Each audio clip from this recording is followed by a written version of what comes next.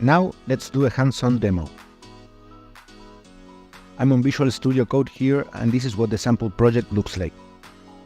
So it automatically creates all these folders. For example, the test folder with the test script here. In this case, I created one with JavaScript, as you can see. Also, there is a script to deploy the smart contract and a sample smart contract, which is the lock contract.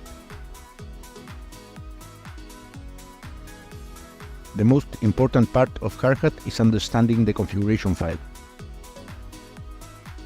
You basically export different objects. There is the default network, which is configured to Hardhat at the moment. And in the networks object, I have two different networks. One is Hardhat and the other one is Conflux eSpace mainnet. I configured it with this URL, which is the RPC network endpoint. But you can use other network endpoints.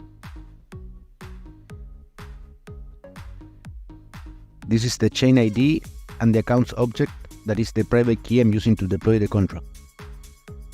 This can also be stored in a .env file or in a .secret file, so you can keep that sensitive information more secure. Then you have the Solidity version, the paths, and the configurations for the tests.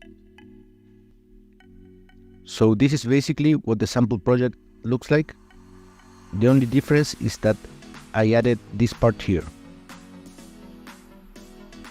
By just adding this on the configuration file, you will already be able to deploy your contracts on Conflux.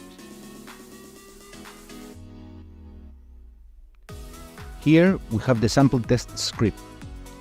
We will not go through every detail, but you can see that you can basically use the spec command to test or assert different conditions in your smart contract. To run the test, you basically run npx hardhat test, and you can see that the Solidity file compiled.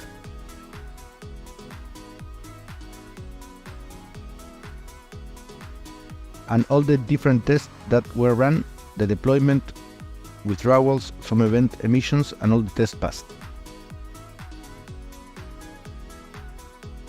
Then I mentioned the Solidity coverage tool. By running npx hardhat coverage, we can execute the coverage tool task.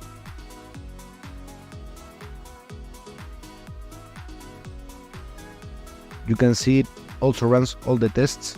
It also compiles your contract in case it hasn't been compiled yet. And then you can see in this chart here that 100% of statements and 100% of branches, functions, and lines of codes have been covered by the tests. It will also create this coverage report with all the detailed information on your contract tests.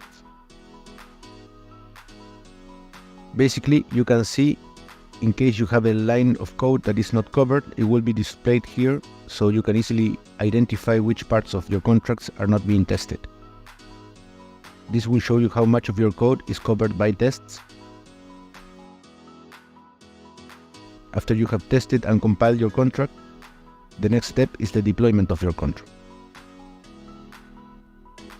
Now I have set up Hardhat as the default network.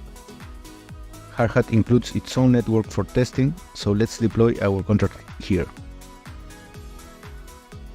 We'll recompile the contract, and then you can see it was deployed. And it showed this message here. This is the address in which the contract was deployed, and this is the amount of CFX locked, which is part of this script here. Now let's deploy on Conflux. One way to do this is to introduce the network parameter on the command line. And the other way is to just configure Conflux as the default network.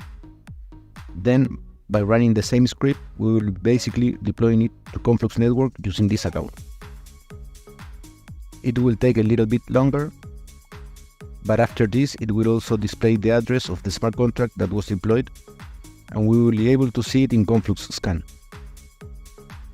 So here it is. Now let's copy this and let's go to Conflux Scan. Just input the contract address and you can see it here. the contract was deployed 27 seconds ago. So this is basically how you can test, compile, and deploy a smart contract to Conflux eSpace using Hardhat.